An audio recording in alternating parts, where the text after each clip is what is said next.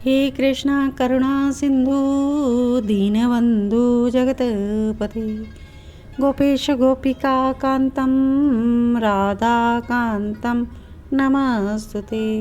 हरे कृष्णा। सभी प्यारे प्यारे भक्तों का स्वागत है कृष्ण डिवोशन चैनल पर। आप सभी श्री कृष्ण चरित अमृतम का आस्वादन कर रहे हैं और आज हम श्रवण करेंगे श्री कृष्ण चरित अमृतम का भाग 227 और इसमें हम श्रवण करने जा रहे हैं नंद बाबा के अश्रु। पिछले भाग में हमने श्रवण किया किस प्रकार यशोदा मैया अपने प्यारे कन्हैया के प्रेम में मतवाली हुई बैठी हैं और भूल बैठी हैं कि वो तो मथुरा चले गए हैं।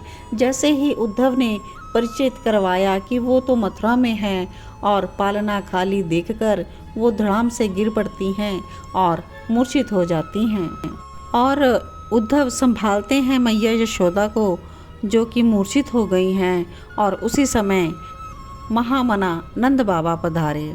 श्वेत केश थे उनके, सिर में पगड़ी बांधे हुए, उन्हें भी ज़्यादा दिखाई नहीं दे रहा था और रो रो कर उनके नेत्र भी अस्वस्थ हो गए हैं और कान भी रुगन हो गए हैं। मैंने आगे बढ़कर चरण वंदन करने चाहे पर इन्होंने मुझे झुकने नहीं दिया। कहते हैं कन्हैया, मैंने उन्हें अपना परिचय दिया। मैं उनका सखा उद्धव संदेशवाहक बनकर आया हूँ। किसके पुत्र हो तुम उद्धव? कहीं देव भाग के तो नहीं? मैंने अपना सिर झुकाकर कहा, जी। अरे तुम तो अपने ही हो। उन महामना ने मुझे अपने आलिंगन में भर लिया। यह सुनकर तब तक कुछ सेविकाएं भी आ गई जिन्होंने मैया यशोदा को उठाया, जल पिलाया। तब जाकर वो मैया कराहती हुई जैसे तैसे बैठी थी। अरे यशोदा देखो, अपने कन्हैया का सखा आया है। ये अपने लाला का सखा है, उद्धव नाम है इसका। मैया को कैसे मेरा परिचय दे रहे थे बाबा। मैया अब बैठ गई थी। उसने अब मुझे अच्छे से देखा था पर उसकी दृष्टि मेरी पीताम्बरी पर ही स्थिर हो गई। वो पहचान रही थी कि ये पीताम्बरी उसके लाला की है। उद्धव तुम भी मेरे कन्हैया जैसे ही हो। मेरे कपोल को वात्सल्य से थपकी देते हुए बाबा ने कहा, मैं तुम्हारे पिता देव भाग को भी पहचानता हूँ। वसुदेव के भाई लगते हैं ना तुम्हारे पिता? मुझे पता है, मैंने भी हाँ कहा। और बताओ वसुदेव कैसे हैं? नंद बाबा पूछ रहे हैं। मैंने कहा ठीक है।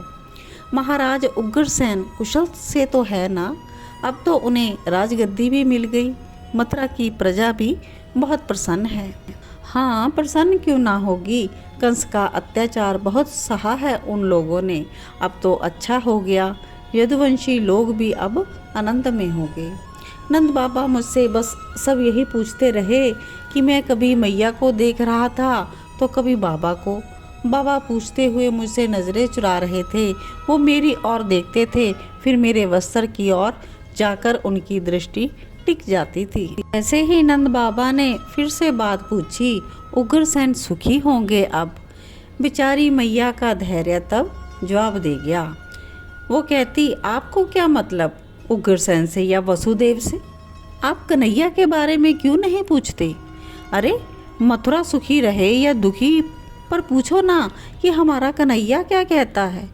वो सुखी है, वो खाता है, उसे मथुरा में नींद आती है, उसे पेट भरकर कोई खिलाता है, देवकी उसका ध्यान रखती है। मैया यशोदा ने जैसे ही यह सब पूछा, नंद बाबा का कंठ भर आया। वो कुछ बोल नहीं पा रहे थे। उनका रोम रोम उत्थित हो रहा था। अश्रुधारा बह रही थी। मानो ऐसा लग रहा था कि अपने भीतर इन्होंने अश्रुओं को रोक लिया था। जब उन्हें अवसर मिला तो वह अब बह चले। कैसा है मेरा कन्हैया उद्धव, मैं क्या कहूँ। इस ब्रज को उसने ही बचाया था। इंद्र ने कोप किया तब अपनी अंगुली में गोवर्धन को इसने ही धारण किया था और कालिया नाग यमुना जल को दूषित कर रहा था तो अपने कन्हैया ने उसे नद कर फेंक दिया था।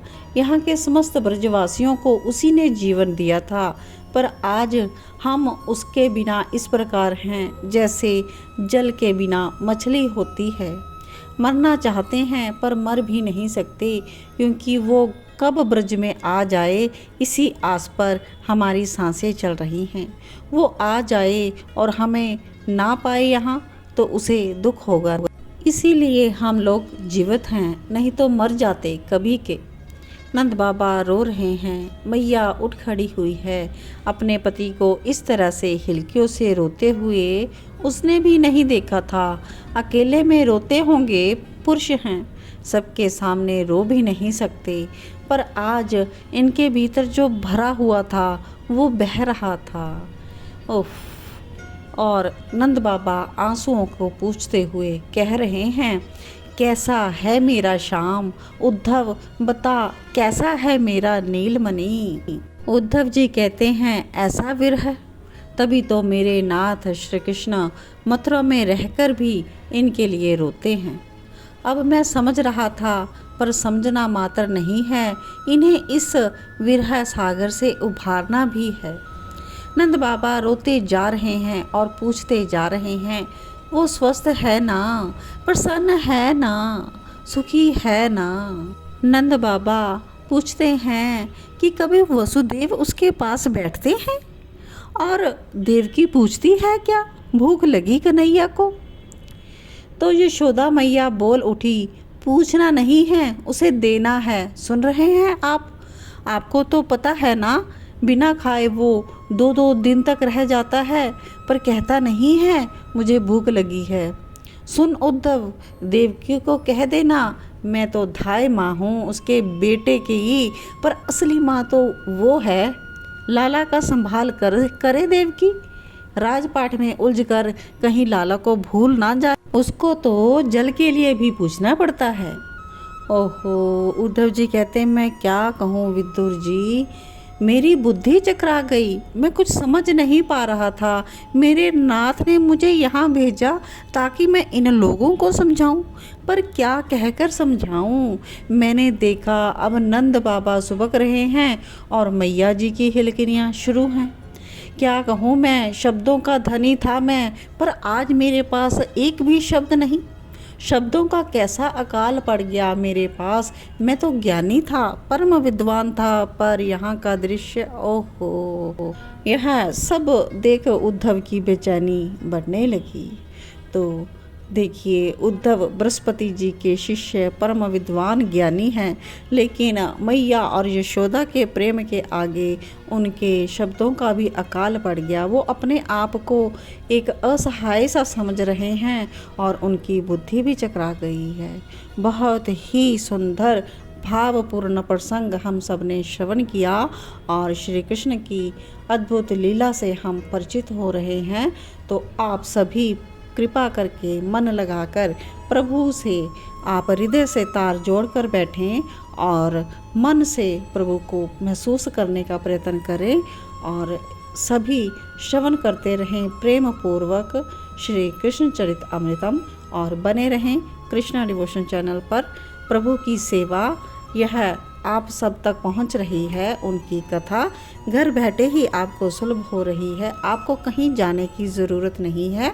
आप घर बैठे ही अपने अंतर्मन में प्रभु को महसूस करें और इस प्यारी सी आनंदमयी लीला कथा को आगे भी अपने रिश्तेदारों, सगे संबंधियों में ज़रूर शेयर करें ताकि अन्य जन तक भी इस कथा अमृत का लाभ पहुंच सके।